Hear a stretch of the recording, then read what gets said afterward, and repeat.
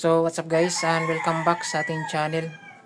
For today's video guys, mayroon tayong iti-testing. Ito yung bagong repair natin ngayon na integrated amplifier. So ito yung mga legendary amplifier, no? Yung pinakaunang amplifier dati na mga integrated amplifier. So papakita natin guys itong klase na amplifier, tapos isa-soundcheck natin. So let's go. So ito guys yung bagong repair natin ngayon na integrated amplifier. Ayan. So brand name pala nito guys ay Sakura. Tapos yung modelo is AB5023.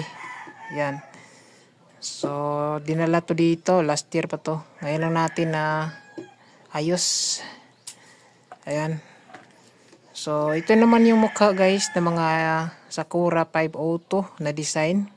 Nandito yung kanyang selector sa amplifier AB and A plus B.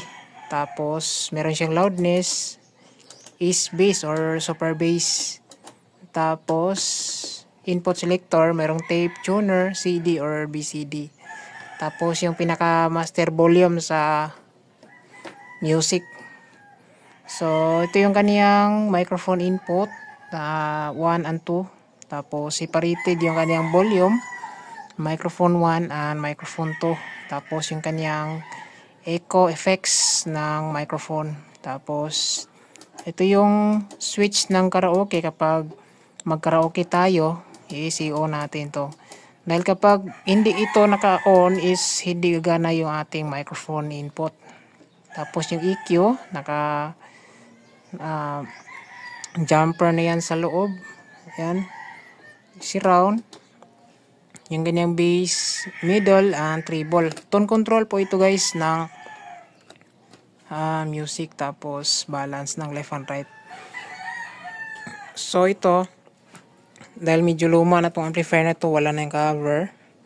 So nilagyan na lang natin guys ng DIY na 1/4 na marine para safe yung part sa loob. Iwas malaglagan ng mga metal. Yung magkasanhi ng sunog ng ating amplifier. So mas maina merong cover. So ito okay na to siya. Medyo manipis lang pero depensa lang to para hindi mapasukan ng mga bagay na nakakasira ng ating amplifier. Tapos sa likuran nito guys, ito yung design ng mga 502 Sakura. Yan. Ito yung kanyang easy cord. Tapos merong fuse, yung external niya, pwede tayong saksak dito ng mixer, equalizer, and crossover, parang outlet na rin.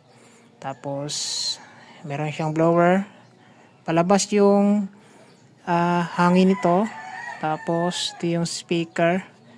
So medyo luma na kasi dito guys, kinalawang na, pinalitan natin ng bago. Isa lang yung nilagay ko dito guys. Left and right lang para hindi mag-overload si bossing. Ayan, para dalawang speaker lang yung ilo-load niya dito.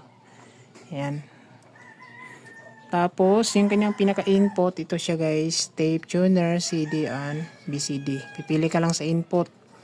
Tapos sa Sakura guys, meron siyang nakalagay dito na 550 watts times 2. So 550 watts per channel po ito. Yan. Pero mas na speaker talaga dito guys. Pwede kayo mag-load ng 300 to 500 watts. 2 to 4 na speaker. Yan. So pero mas safe yung dalawa lang siya yung speaker. Isang speaker sa right, isang speaker sa left para kalmado lang yung ating amplifier. Yan. Tapos ito siya guys, alam naman natin yung mga laman ng 502. Yan, same lang po ito. Tapos yung kaniyang transformer dito guys ay ito. Yung kaniyang primary is 220, tapos 50 Hz. Yung kaniyang secondary guys ay 34 volts, 34 volts. Ito yung nagsusupply sa pinaka main amplifier. Tapos 14 volts ay yung nagsusupply sa ating tone control. Tapos yung surround amplifier. Tapos 0 and 9 volts ay yung separated niya, yung kaniyang supply ng ganyang blower. Yan, meron akong picture nito sa Facebook page. Dinagdagan ko to ng isang blower dito guys. Yan, dinagdagan ko siya para may dagdag hangin sa loob. Kasi isang blower lang kasi yung Sakura.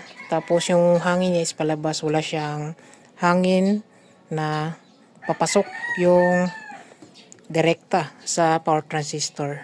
Yan. So ito, meron tayong testing. Yung gagamitin natin sa sound check ngayon guys, cellphone lang yung input. Output ng ating mobile phone, gamit tayong 3.5 mm jack, tapos yung dulo is RCA. Ito, naka-input tayo sa BCD. Pipili ka lang dyan guys, pwede BCD, CD, junior or tape. Iisa lang yung ang input na yan, pero ginamitan lang ng selector switch dito sa harap. Yan. So makikita natin is dalawang speaker lang po ito nakaload sa right and left channel. So sa isang channel, ito yung ating DIY Martin Audio 15, 1000 watts. Tapos D12 sa isang channel, 1000 watts din with tweeter. Okay lang naman to gamitin sa mga 502 na mga 1000 watts, no. Hindi yung technique dyan para tatagal yung ating amplifier kapag mataas yung wattage ng ating speaker na nakaload is yung ating bass and mid treble dito is naka half lang. Yung bass lang natin guys, pinaka-importante, wag lang natin itodo yung bass kapag hindi match yung ating amplifier sa ating speaker. Lalong-lalo na kapag maliit lang yung watts ng ating amplifier tapos kinabitan natin ng mataas na wattage na speaker. So yung technique dyan guys para hindi masira yung ating amplifier is yung bass nyo talaga guys mas mainam nakagitna, or kung magdagdag pa kayo around 1 PM. Ayan. Dahil yung nagpapainit ng ating amplifier kapag mataas na wattage na speaker is yung bass talaga. Kapag malakas yung bass ay madaling iinit yung ating power transistor. Pero dito guys, nilagyan ko ito ng additional blower sa loob. So, meron siyang protection or hangin sa loob.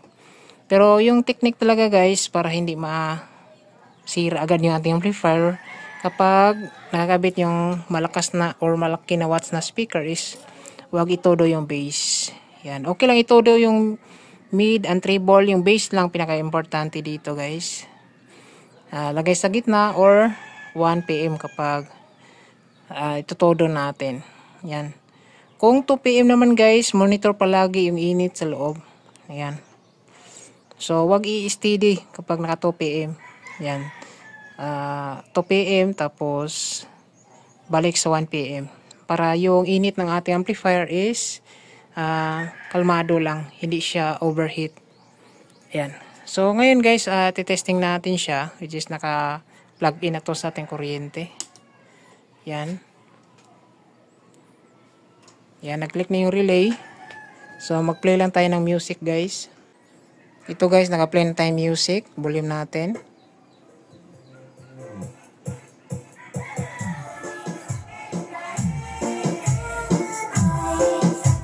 Yan. Naka 1 PM lang tayo yung bass. Pwede natin i-pull yung treble and mid. Pwede na sa atin. Yan.